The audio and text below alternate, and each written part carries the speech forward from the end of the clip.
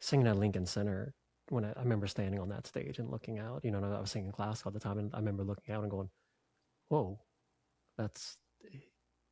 For me, it's a lot about thinking about the artists that stood on that stage too, and it's impossible not to do that at Lincoln Center.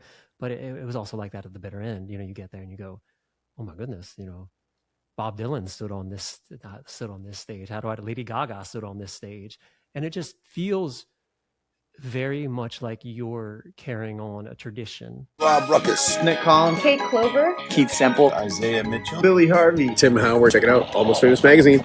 Hey everyone, welcome back to The Hang, brought to you by Almost Famous Magazine. I'm your host, Scott Saldinger. We're the place you come to hang with artists, to get to know their stories from their origins to what they're up to today. If you're new to the channel, please subscribe and share. If you've been with us before, have you shared this with your friends? You're coming back for more. You must like us. Please get the word out. Also, you can take The Hang with you anywhere you listen to your podcasts. So Apple Podcasts, Spotify, iHeartRadio, and more. Today on The Hang, we're joined by Dorian Balis, a Nashville-based singer-songwriter, bringing his self-described modern folk and roll, we'll get into that, into a world shaped by opera houses, heavy metal roots, and raw Americana storytelling. Before releasing songs like Beyond the River, Messy, and Polka Rose, Dorian built a seriously unique path as a tenor who performed everywhere from Carnegie Hall and Lincoln Center to the Kennedy Center, while still holding on to that songwriting spirit that started long before the classical stage. Confident we're going to get to that journey. This is a conversation about reinvention, finding your own voice across genres, and what happens when a recovering opera singer turns all that discipline and heart and grit into songs that move his listeners. So, Dorian, welcome to The Hang. Hey, thanks for having me, Scott. Absolutely. I can't wait to learn this story because opera, heavy metal, Americana, you've got quite the mix going on there. So let's start at the very beginning, your relationship with music. Did you find music or did music find you? And what's that story that's gotten you to where you are today? Yeah, I think it's a mutual love that all artists have. I mean, obviously we're searching for something that feels real, and I think that's why we gravitate to it. And then fortunately there's such a world of wonderful musicians that it kind of comes toward you. I think most musicians, and I don't know if this sounds cliche, but they kind of, we feel like we don't have a choice in a way. Like, so if it came to me or if I went to it, I felt like it was just there and that was obvious. I'm going to do some music. Why wouldn't I do some music? It felt like the most natural thing to me. As early as I can remember and as young as I can remember, I was interested in music. The varied ideas of the varied genres that I've gone for is, again, just searching for whatever felt real to me, whatever connected. And I think that's what all music has in common.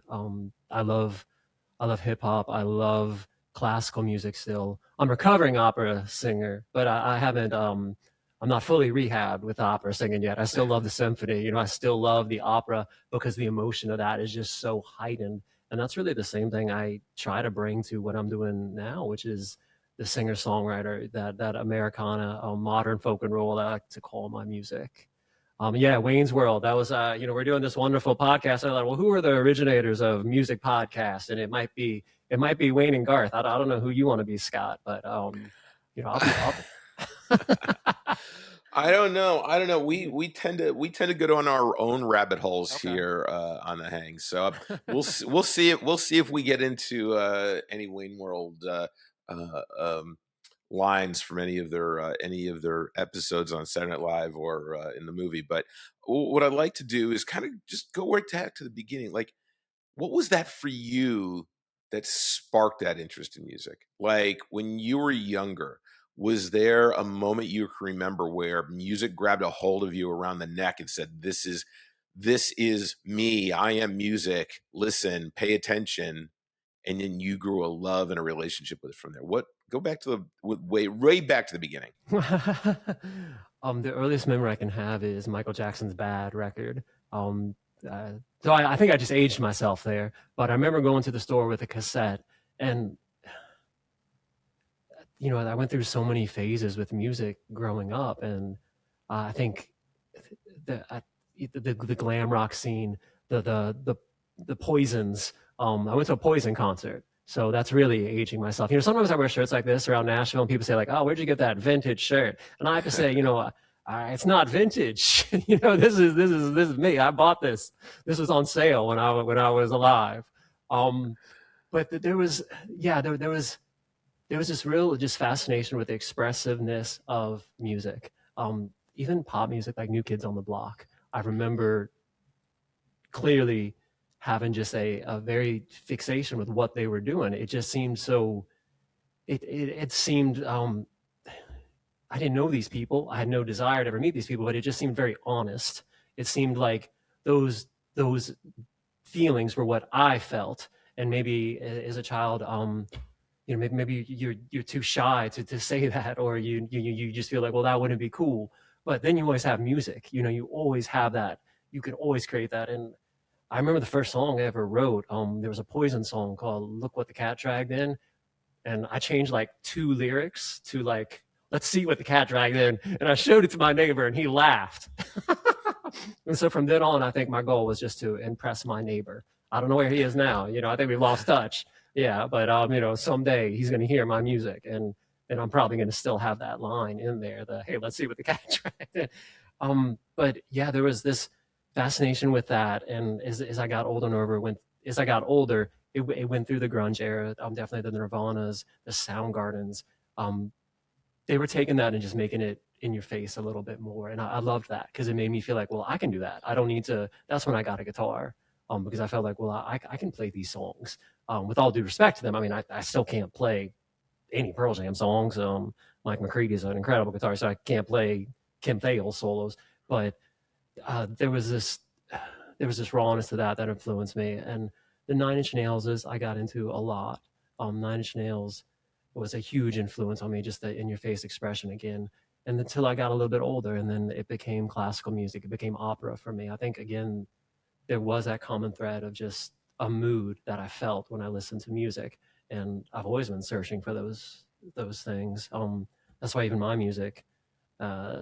Here's some breaking news. There's a lot of songs I don't release that you know, I have one alias on Apple Music that nobody knows about, and still nobody doesn't know. And I check it like daily, and it has like 2 listeners. And I'm very happy about that because I don't. It doesn't sound like me, and it's not songs I play, but it's so expressive. And I know that those songs, even though they're not under the Dorian Balis name, they find their way into my work in many other ways. And quite honestly, I'll probably remove them all someday and redo them and release them as Dorian Balis. But I went to college at James Madison University, studied vocal performance. I had an amazing teacher there named Dr. John Little, who I always shout out because if it wasn't for his influence, I literally would have walked out of the room and not come back to music, because that was the first time I really decided to do something serious with music. And I mean, I told him this the day I graduated, I think, but he believed in me before anybody else did, except my parents. And I have to always mention that my mother is an excellent music teacher. My mother was really the first person that introduced me to music. And if it wasn't for her and my father's encouragement and my father's own expressiveness that he does through other things, he's much better at sports than I'll ever be. I mean, he's an awesome golfer, you know. And I go up there and I just go, I'll meet y'all. I'm going to go write song. I'm going to write poetry in the club room for a little bit.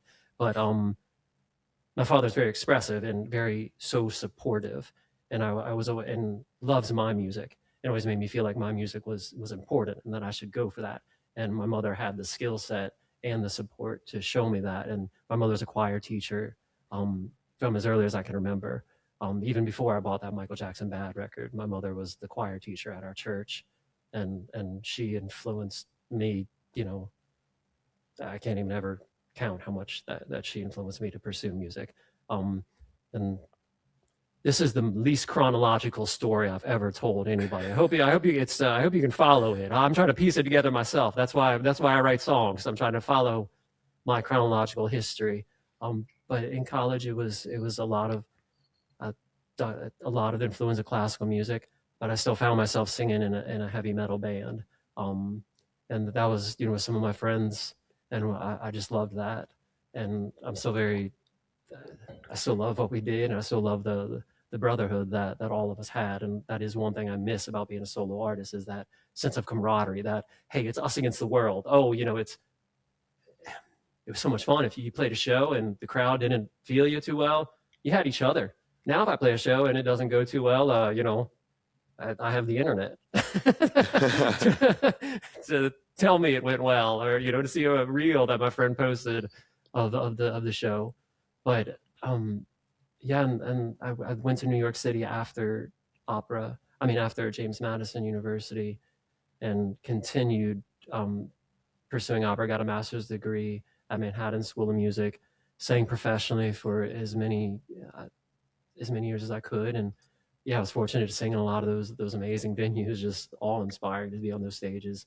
And then around the time of the pandemic, it really focused back to my songwriting, really what I hadn't had since I was with the band in college, and it just felt the most expressive to me again. And it became that opera was something that I still love and I always love, and I still warm up singing opera. I have it. You can see it on my piano here. I have scores, and I mean, I sing opera nearly every day. I don't consider myself done with it. I just, it's a part of me. How can I be done with it? But I just find the most expressive part of me to be writing these songs. Spent a few years in New York City doing the songwriter thing, and just really felt that Nashville was the best spot for original music. And I came here in November, and I'm not going anywhere. So you've planted roots in Nashville. Tell me about the way that you create. Where do the songs come from for you? You've got a catalog of singles, and we'll talk. You've got an album coming out. You've got an EP that should be out shortly. Like, where do these songs come from for you? What's that process that you go through to germinate a song? I just give myself the time to do it.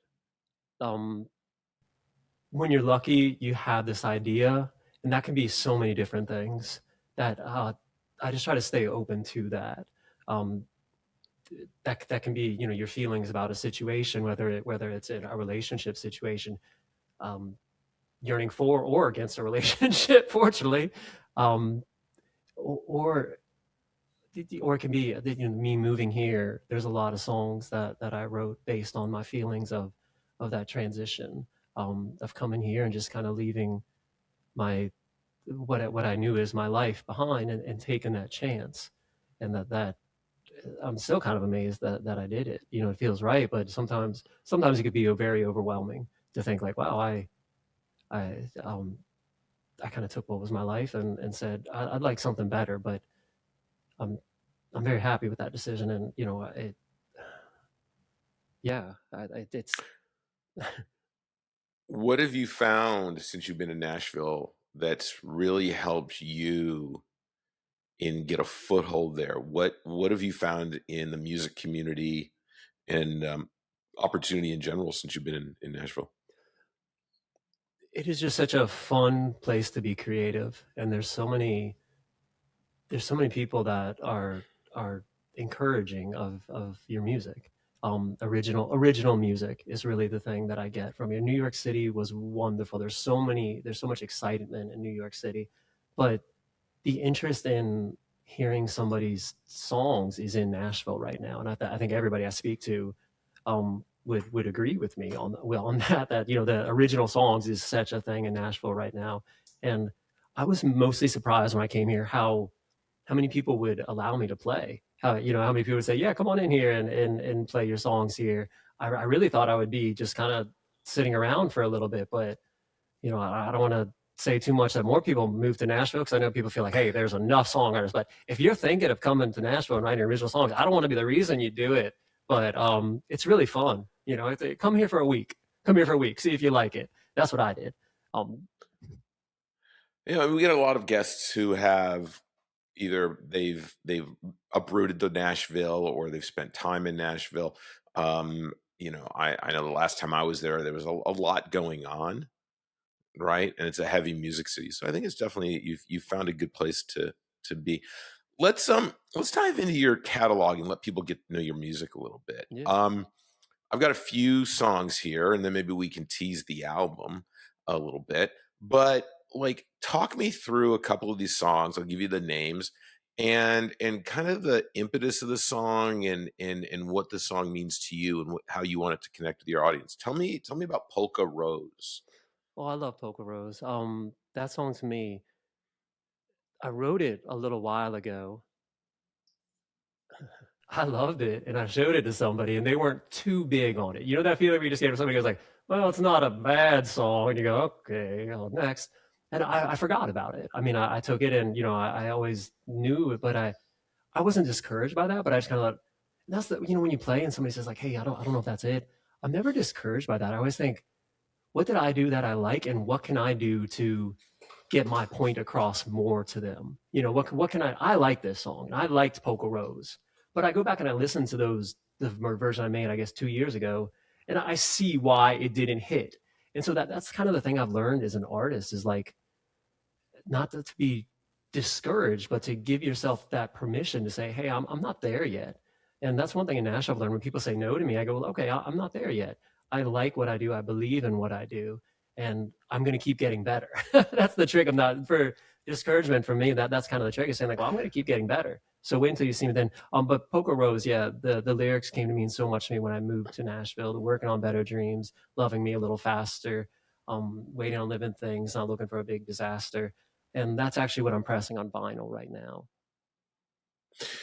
Well, let me ask you this question. You've got, I think, two versions out there. Have you finished the song, or is there still more to go that you want to get it from where it is today? Right? Is Polka Rose still a work in progress, and we'll see it evolve over time? That's a great question, Scott. And I always look at my music and all songs as always evolving. The artists who really influence me are artists like Bob Dylan, who you go see him in concert, and it's different every night. And I love that. And that's what even classical music is like that too. Like you can never do the same. We could do this interview tomorrow and it wouldn't be the same. You could ask me the same questions. I could try to do the same words and it would never be the same. And I love artists that are always in the moment. And that's what Polka Rose, I think I was singing about. And I think that song, to me, it was so much fun to go back and be done with the song and then go, let's start it from the beginning and see what I can do with that. I think I've released enough versions of it for now. But spoiler alert, the vinyl is gonna be a 7-inch vinyl. Maybe we can do this, and maybe I can launch the pre-sales at the same time. One side is gonna be the fast version, one side is the slow version. Just a 7-inch like that. And I'm still thinking of names. Maybe Bouquet, Polka Rose Bouquet. I don't know, or just here's a bunch of flowers, or just Polka Roses. So I'm not sure about that. But the thing is that I feel like if anybody sees me live, and I love performing live, I just love it. I believe there's a dialogue you have with your songs that they start with me. You're asking the impetus for finding those songs. That conversation isn't complete until I share it with an audience, and that doesn't mean I need their approval. I love your approval. I love when you feel it. You go up there hoping that happens, but that dialogue is what I'm looking for. Why I enjoy sharing my music. And so Polka Rose, I think it's different live. If anybody sees me play live, I've played it on a 12 string recently, and I love the way it sounds on a 12 string. And so I'm always, growing with the music and evolving. I kind of believe like you're never done at just a certain point. You stop working on it. And that's kind of where I'm at with Polka Rose, except I haven't stopped working on it, I guess. Polka Rose is, you're going to keep watering that, and the rose is going to continue to grow. Tell me about Beyond the River. Yeah, Beyond the River, I was written, I was still living in New York City, and I had a coworker who passed, and around that time I was thinking about the challenge of my own life and the things I was holding back from, specifically. Did I want to move to a different place and try something different? I wasn't even sold on Nashville at that time. I just thought, okay, I've been in New York for about, I guess 15, 19 years, I guess it was at that time. Yeah. A while. And I just wanted something different, but I was scared. You get very set in what it worked for me. I mean, I made my life there, and I remember when this colleague passed, I just felt this huge blow because you thought this was the funniest person I've ever met in my life, and he was. And anybody who knows him, his name's Lonnie Saltzman. Shout out to his whole family. I know they've heard the song now.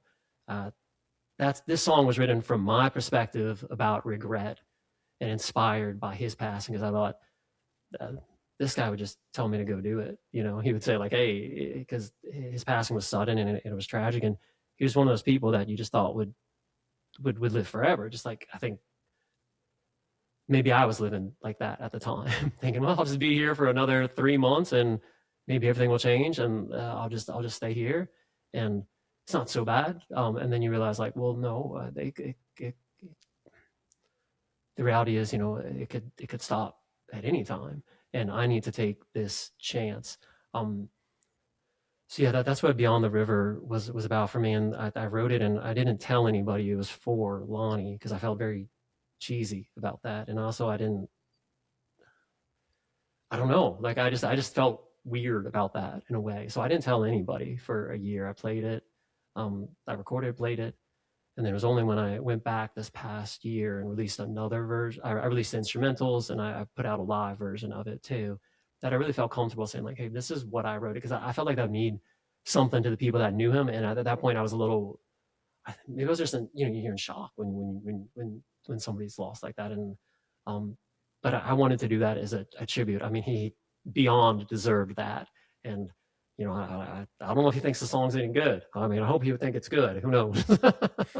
He was always very honest with my work, and I love that. Yeah. No, I think that's a great way to honor him and to look at the perspective. And yeah, I mean, we're here today, but there's no guarantee we're here tomorrow.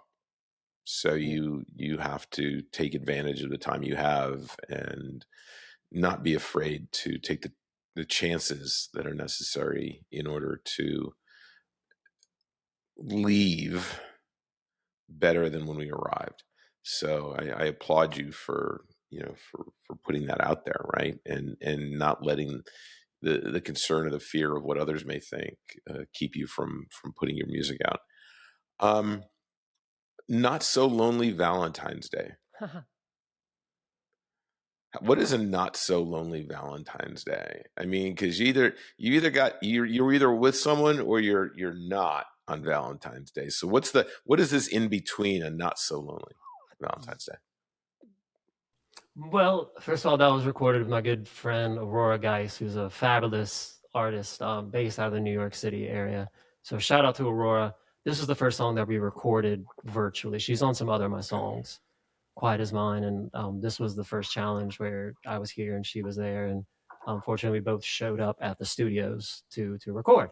And yeah, Not So Lonely Valentine's Day, I guess that was just a little play, because yeah, it was a situationship. Is that the word the kids are using? It was a situationship is what we were singing about. And it was kind of saying, I like the idea of saying like, hey, can we I don't know. I don't know. I feel like now I'm on a dating site if I talk too much about Not So Lonely Valentine's Day. I feel like everybody's gonna go like, okay, what's he about? What's he about? You put it out there, man. You put your music out there in the world. You gotta be able to take the questions. Yeah, but it's easier with a melody, Scott. You got the melody. You can just say, oh, I was just going, I don't know, it fit the lyric, it fit the line or something, But we did it as a duet, and it was just a playful thing. And I think it was just saying like a serious, love is serious. Love can mean the world, it can mean the world to you. And who you give your heart to can mean the world to you too. I believe the people you let in inspire you in many, many ways. And I think this was just saying like, yeah, there's all that, but there's also fun, like let's be together because we enjoy each other. That's what these two characters in the song were saying. Like, hey, it doesn't, it doesn't have to mean tomorrow. Like we say, I forget what we say. I'll have to ask Aurora. All right, here's what we'll do. We'll do another episode. We'll get both you and Aurora on, and then we'll just make it really weird and awkward about situationships. So don't worry, we can do that. That sounds great. You've performed in a good number of places. I mean, look, there are so many places in New York to perform. I'm from there originally, and I love going back and going to the Bottom Line or seeing a show at the Beacon. There's some great. Definitely, Carnegie Hall. They're great venues. In your career of performance and creativity, have you had a moment so far that you're just like kind of that pinch me aha moment of I set out to accomplish something and all of it congealed in a moment where you're like, I've made it for me? Have you had that? I think my first time I played in Nashville was like that at the Commodore. Shout out Commodore. Shout out. But tell me the story. What did it make it? What made it that moment? I just remember very, very precisely looking out and saying, these people are here to hear my songs, and that's what I want. I want people to hear my songs, and I want to be able to express my soul and share my soul in that way with people. Obviously singing at Lincoln Center, when I remember standing on that stage and looking out, I was singing classical at the time, and I remember looking out and going, whoa, for me, it's a lot about thinking about the artists that stood on that stage too. And it's impossible not to do that at Lincoln Center, but it was also like that at the bitter end. You get there and you go, oh my goodness, Bob Dylan stood on this stage. Lady Gaga stood on this stage, and it just feels very much like you're carrying on a tradition that they started. At least that's the way it is for me. I can't say I'm always nervous when I play. I'm always nervous. I mean, because you want to do a good job, and that's what I tell people when they tell me they're nervous. I say like, hey, that nervousness is that's because you care. Like you care about it. It's the only times when I've not been nervous. I should have been nervous because you go up there and think you're I don't know, you forgot your capo or something, or you forgot to put a string on, hopefully. But so there's always that excitement. But standing on those stages is just very like you feel like you're continuing a tradition of expression and a tradition of healing yourself and healing other people. That's really, really cool. Nice. What about if it wasn't music? What would plan B have been for you if not for music? Not for music? Well, it's not a very good plan B. I love writing, and for a while there when I was coming out of opera and going and thinking, I knew I wasn't expressing myself through that the way I had in the past. And I wrote a lot, and I think my writing turned into my songs in many ways. That's still a lot of the inspiration I draw is writing. And if there's one thing that sometimes I try to do with my songs is use some of those techniques that I learned in prose writing, just straight writing, like setting the scene, having a clear narrator, having a lot of the rules I learned in just straight prose writing, I took into my songwriting, and I think that helps me immensely. I feel like it gives me a little bit of I just feel like that gives me a little bit of a head start on my songs, having that toolbox there, and also just hoping you to find some reading and writing opens up your world so much to songwriting. But if it wasn't that, I worked in restaurants for so long, and I like people.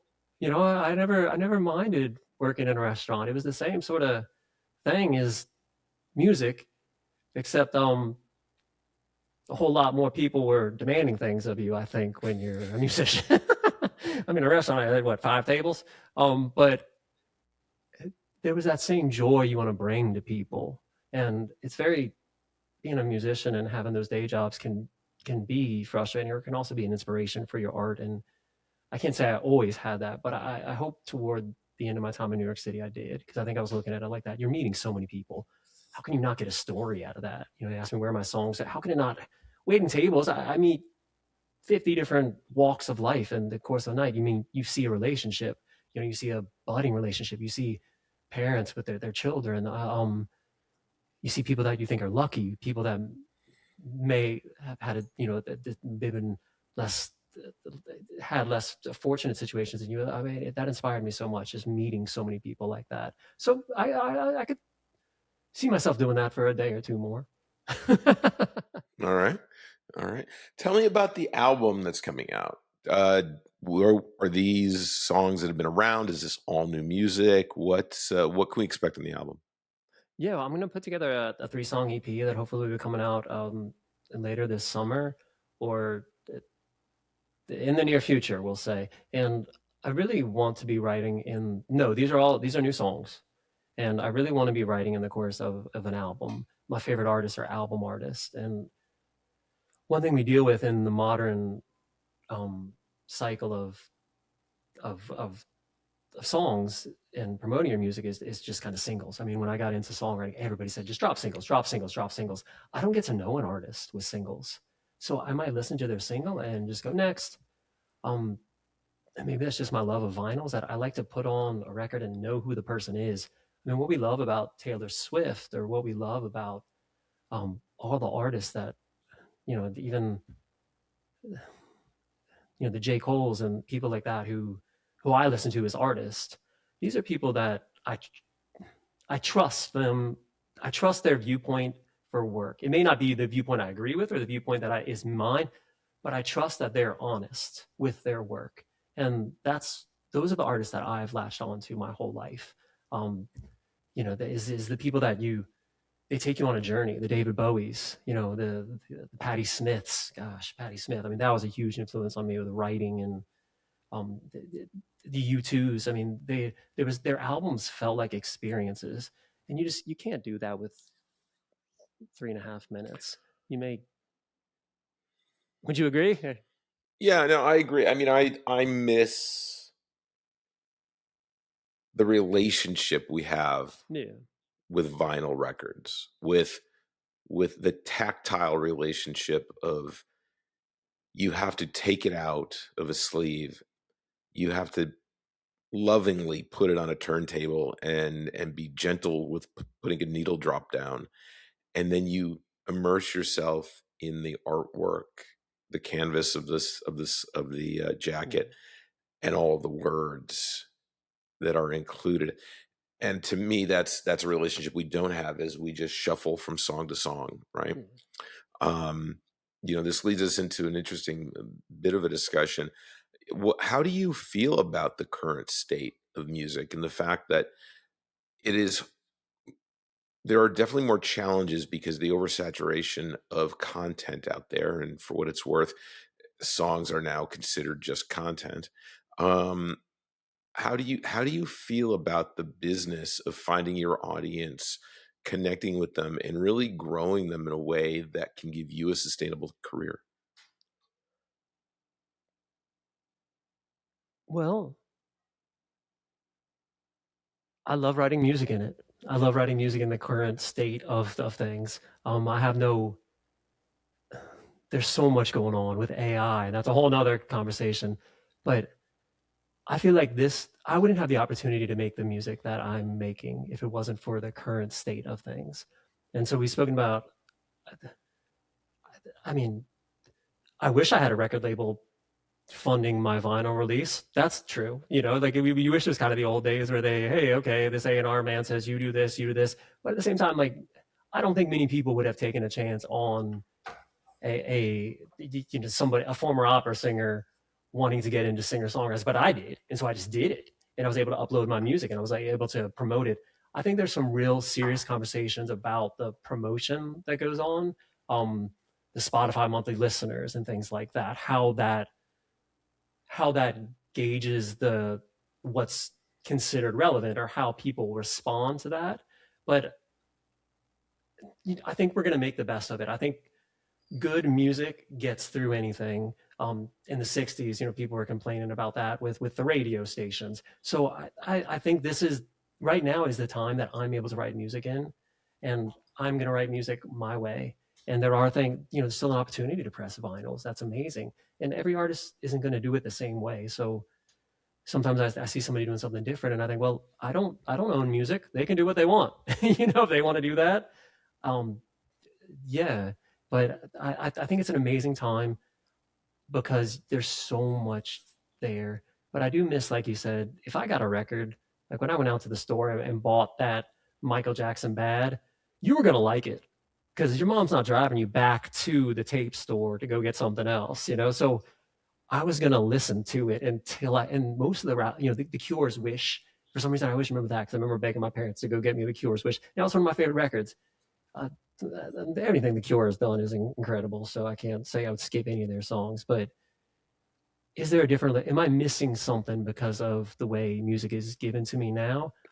I have the opportunity not to, but I also have the opportunity to miss that. Skip, skip, skip, 30 seconds. And that's something I think most people, like you were saying, I think most people are aware of that. And I think true good music is going to come through in any time span. Yeah, no, the good music, the great music, the outstanding music breaks through. It's the key is finding something that connects with people, right? As opposed to just putting out music for the sake of putting out a product. Yeah. And it's amazing too, because there are some artists that they make a song, they put it out, and it's incredible, and then you never hear anything else from them. Yeah. So it's like things can come and go, and it's just a different way of experiencing and trying to build a connection between an artist and an audience so that you can continue to go from today to tomorrow to the days beyond that with your art.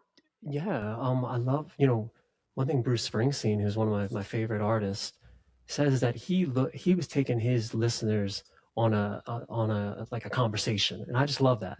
And you look at his career, and the things he's talked about, it is that dialogue. And he said on his Broadway plays, like, I hope I've been a good travel companion.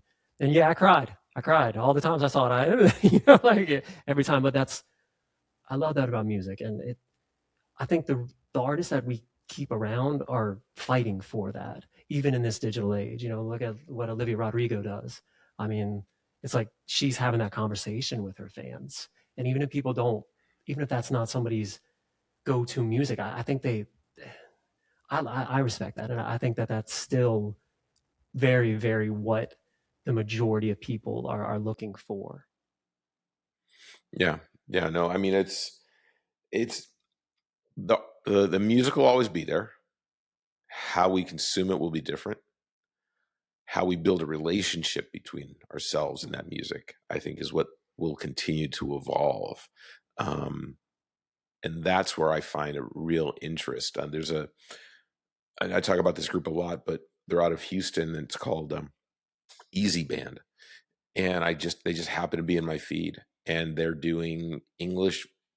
They're taking English language songs and doing Norteña Tejano versions of them. Wow. And not only are they loving every minute of it, but they are being transformative to give it a different feel, a different texture, a different sound, but you have that same song. And their audience is becomes so diverse, because you would think that it would just be people who love Tejano music, and you go to one of their shows and it's across every culture, and it's Yeah. across so many different genres that they found that way to connect with that audience, right? And I think that is the absolute key, because you don't have the same promotion that you used to, Yeah. and now you have to be doing all of this social media stuff whether you want to or not, and you have to be your own biggest advocate for something that you may not even want to do, which is social media and all the things that come along with it. So I think great songs that do connect with people, that have some legs to them, that you can use to build that relationship to get people to that next song and the song after is what's going to be paramount and key for the future of popular music. Yeah. Yeah, and like you said, we do have to do a lot of things, but I use my social media as a form of just another form of expression. Um, I could cringe every time I post something, or I can make it something that I feel is a little bit expressive about me, and it's like another form of art in that way. It's just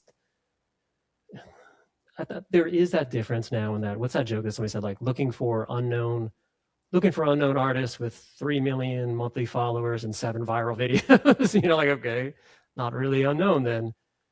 But there's, that we live in a different time, and the Beatles experienced it differently than people experienced it in the 80s.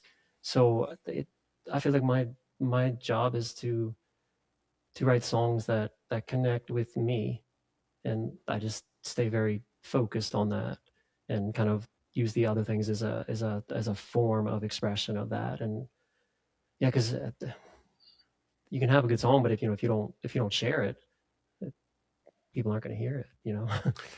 Well, And I'm learning a lot. and speaking of that, about sharing things, I love this. I love when we get to this point in the discussion, because you never know, by putting something out into the world that you've kept inside your head, or you've kept it on a hard drive because it's a song and you don't share it, you don't release it. One of the things that I enjoy is how this conversation can connect with other people and make things happen. So with that said, I'm curious to learn if whether you have a bucket list, you have a vision board, you have just you keep names and ideas and thoughts about people that you'd love to collaborate with at some point. Who would be at the top of that list? That one collaboration that if you could spend a day in a studio with one other artist, collaborating with them on something, whether it's a lyric, whether it is a full-blown piece of music, whatever that is, who would that person be, and why are you choosing them?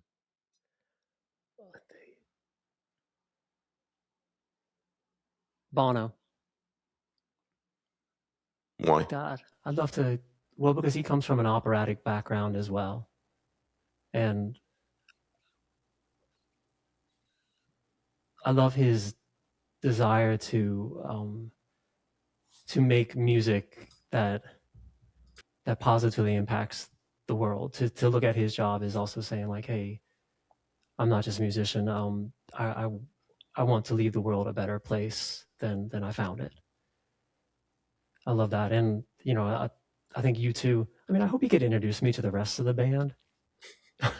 The Edge, I'd love to meet the Edge, Adam and Larry, of course. But I was always influenced by them and their ability to change their sound too, especially when I went from opera to writing songs. Achtung Baby.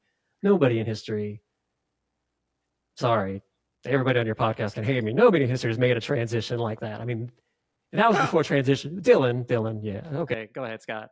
Well, I mean, look, I mean, here's the thing. It's out there now, and those who are watching, if you are connected to Bono, maybe The Edge, maybe Adam Clayton, if maybe you knew them growing up in Ireland, or I mean, you helped Bono in his efforts to make an impact in other countries for the work he's done with the government around health.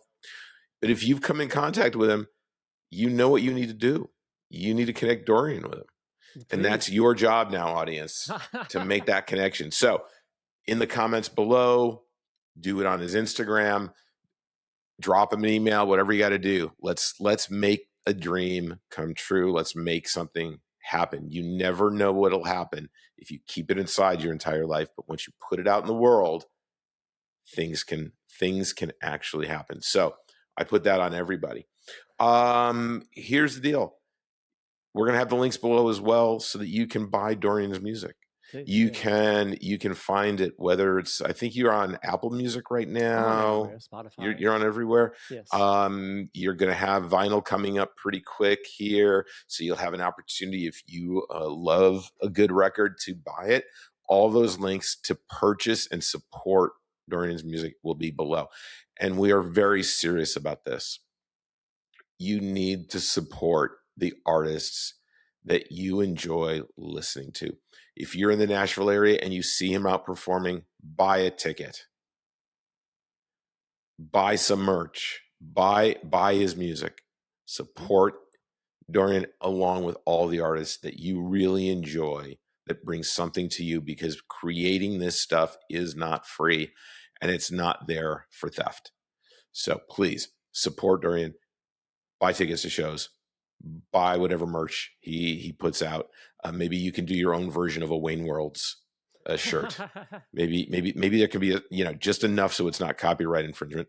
But support artists, because without them and without that support, they can't continue to bring the joy of music and the joy of creativity to you. So the links will be down below so that you can make a purchase.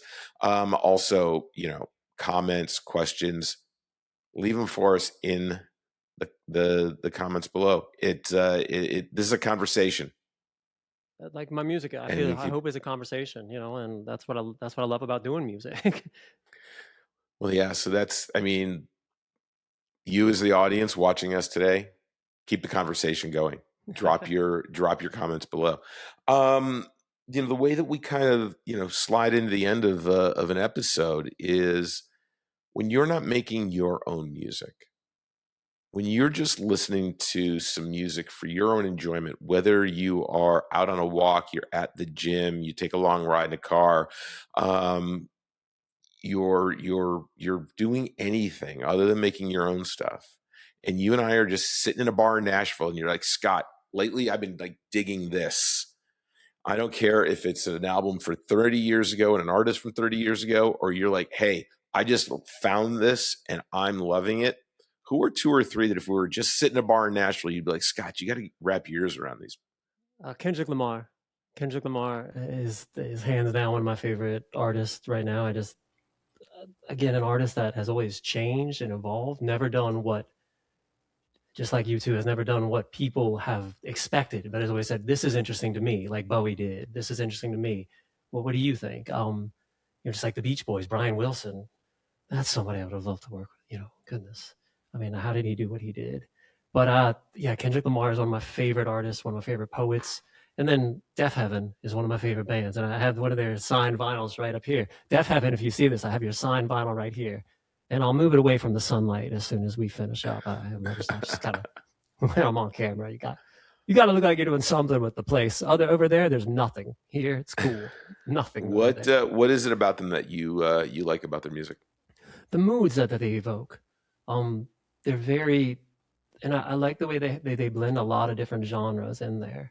It sounds very heavy, and then you read his lyrics, which are just absolutely beautiful and poetic and heart-wrenching and romantic, over top, like blast beats and just very, very distorted guitars. I love that contrast, because that's a lot of the way, without sounding cheesy, that's a lot of the way I think, that's a lot of the way I feel inside a lot.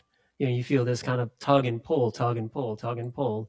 And having somebody, when you listen to that, it just felt like good music feels like a part of you that you didn't know was there. But then when you hear it, it's like, yeah, of course. Like it's always been there. That's the way good. When I heard Beach Boys' Surf's Up, the first time I heard that song, I walked around New York City in my apartment, like this one block radio, maybe 15 times. I just listened to Surf's Up, and it was like I never heard something like that. But at the same time, it seemed so familiar. That's where that's where we all want to get to. And I don't know if you can do it by trying, or if you just do what's honest in you, in a way. I think it's that authenticity. As long as you're bringing your authentic self. I'm going to give you one. And what I want you to do is, if you see that Billy Harvey is playing in Nashville, lives in the area, go see Billy Harvey. Say hello for me. Billy Harvey, I will, definitely. Check him out. He's a great artist, great songwriter. He's also a great video maker. He's one hell of a cool dude. And if you're in the Nashville area, go check him out. Check out his music. So I'll give you one back, and it's Billy. And I will definitely check out Billy Harvey. Thank you for telling me about him. For sure. Dorian, this has been A great opportunity. I'm looking for a lot of success in what you're doing. I can't wait for your vinyl to come out. Again, there'll be links below. Yes. And as your career continues to evolve, we'll do this again sometime. Absolutely. Sound good to you? That sounds great. Right now, I'm almost famous. I'll be almost famous, but then when we do it again, okay? Almost, maybe, kind of famous, but almost. We'll just put one there. Is that fair? Yeah, almost, kind of, maybe. Sure. Almost, kind of, maybe.